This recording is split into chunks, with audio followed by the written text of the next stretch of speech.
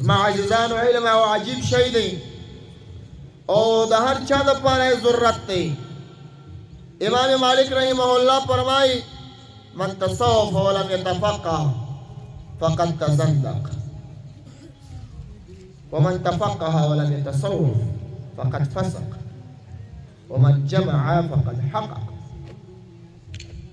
قواعد التصوف کی تقریبا جرلسم قاعده تر تحقیق لاندې دا د امام مالک رحمه الله معقوله را نقل کړي. یا لکه امام شافعی رحمه الله په فرمایي کن فقیها و صوفی لیکن لیس واحدا. د ځان فقیه جوړ کا صوفی جوړ کا یو م جوړیږي. او دا چې تصوف او تزکیه به علم نسی کېدلی او علم ظاهر علم هم تصوف ته ضرورت لري او تزکیه ته ضرورت لري. دواړه یو تر بله لازم او ملزوم سوه. نو مهم رول په دواړو کې علم دی، د استادانو مشوره ده، د استادانو مسیر دی او د استادانو تګلاره ده. دا به ټول خپله بیا به کمال ته رسېږي. که په تصوف کې غواړې کمال ته ورسېږي او که په ظاهري علم کې غواړې کمال ته ورسېږي، دا هغه وخت چې ته د ځانه عالم جوړ کړې، دا هغه وخت چې ته د ځانه پوه انسان جوړ کړې. او په ناپوهۍ باندې سړی کمال ته نشي رسېدلی.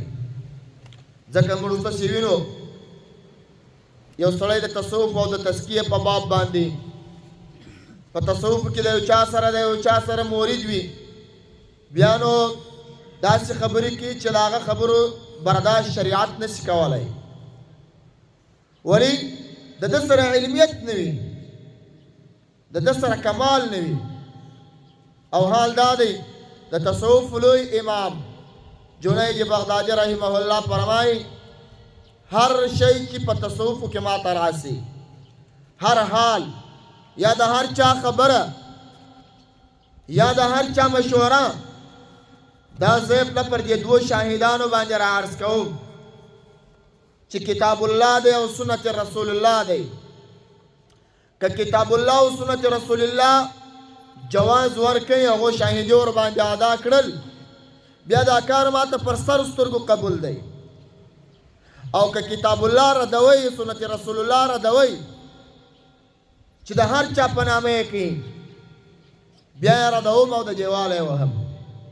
دا تصوف او د تزکیه لوی امام جنید بغدادي رحمه الله فرمایي داسې نو د اولیاء او د مشایخو ډېر داسې اقوال شته چې یو سړی د کرامت د لاسه په اوار البته وي، خو لا بیا هم چې پر شریعت برابر نه وي او د رسول الله صلی الله علیه وسلم د سنتو تابعدار نه وي، کرامت کې هیڅ اعتبار نشته. عاجزانو خالص په خارق العاده کار باندې سړی ولې نشي جوړېدلی؟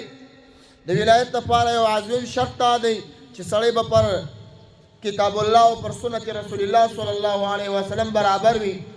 د دوی شروطو سره سره سړی بیا کمال ته رسېدلی شي. او بغیر د تصوف علم هم کمال ته نشي رسېدلی. دا چې نن داسې زمانه را رسېدلې ده د خلکو ټولو خوله پر تصوف راکولاو ده. هر سړی چې په خپل کور کې کښېني پر تصوف او پر تزکیه او د اولیاء او پر کردار او پر مسیر باندې ردونه کوي.